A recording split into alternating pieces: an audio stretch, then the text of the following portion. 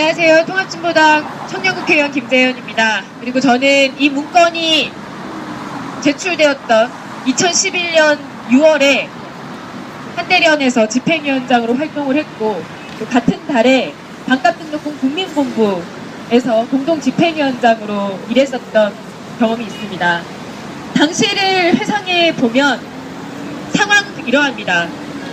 2011년 5월 29일 한대련 대학생들이 바로 이곳 광화문 광장에서 한나라당 황우여 원내대표의 반값 등록금 발언에 대해서 조건 없는 반값 등록금을 실시할 것을, 더 이상 기만적인 정부의 발언과 여당의 발언을 듣고만 있을 수 없음을 말하는 시위가 있었습니다.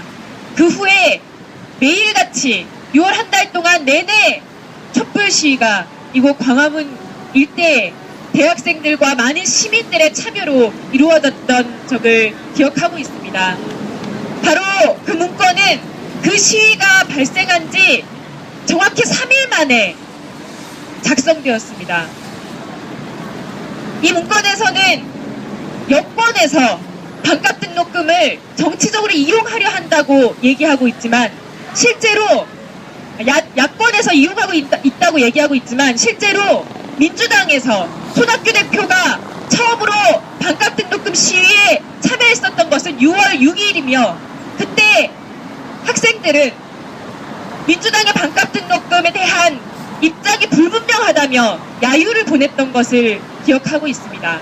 그 후에 6월 7일에서야 민주당에서는 반값 등록금에 대한 지지 입장으로 당론을 바꾸기에 이르렀습니다.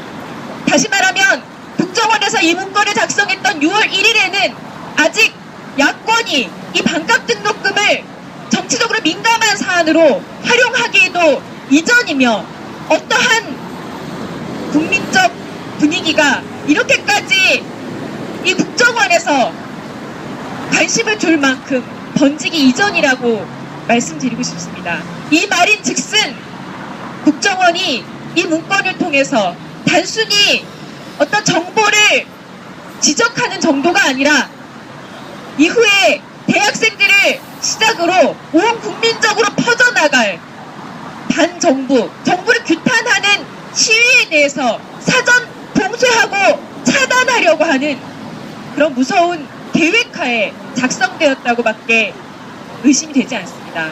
몇 가지 사안을 들어보겠습니다. 대학교육연구소라고 하는 등록금 인상 문제에 대해서 다양한 연구 결과를 내놓았었던 연구소에서 한 연구원을 국정원에서 내사를 하고, 그 연구원에 대해서 간첩 사건을 연루시키는 일이 바로 이 문건이 탄생했었던 2011년 6월에 있었습니다. 그런데 그 이후 그 연구원은 검찰 조사를 통해서 기소조차 되지 않고 어떤 혐의도 발견되지 않은 채로 사건은 오리무중에 빠졌습니다. 그리고 6월 7월에 많은 대학생들이 시위를 하다가 경찰에 연행되는 사건이 발생했었을 때 전혀 상식적으로 이해할 수 없는 수준의 과도한 경찰의 탄압이 전혀 우연이라고 보여지지 않습니다. 이것은 6월 1일에 작성됐던 이 문건 이외에도 정부를 비판하는 대학생들과 민주적인 시민들의 목소리를 차단하기 위한 수많은 국정원의 계획이 존재했고, 실제로 이것이 집행되었음을 충분히 추측할 수 있게 하는 단서가 되고 있습니다. 이번 국정원 문건 사건은 하나의 해프닝으로 넘어가서는 안 됩니다.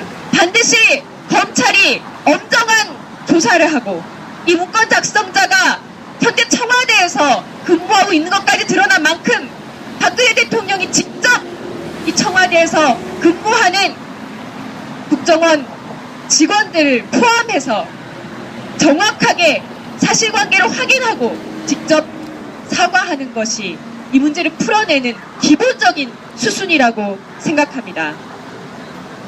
이러한 제보들이 최근에 계속해서 국회의원을 비롯해서 곳곳에 들어오고 있습니다. 지금까지 제보된 것은 빙산의 일각이라고 생각됩니다. 좌파, 종북 세력 운운하면서 우리 대학생들과 시민들의 민주적이고 삶을 지키기 위한 너무나 당연한 목소리를 탄압하려고 하는 국정원의 지난 행태에 대해서 더 많은 사람들이 규탄의 목소리를 높여갈 것이며, 이러한 국정원의 만행이야말로 그들이 두려워하는, 그들이 차단하려고 하는 좌파 세력을 더 많이 키우는 그 결과를 낳게 될 것이라고 엄중하게 경고하는 바입니다. 마치겠습니다.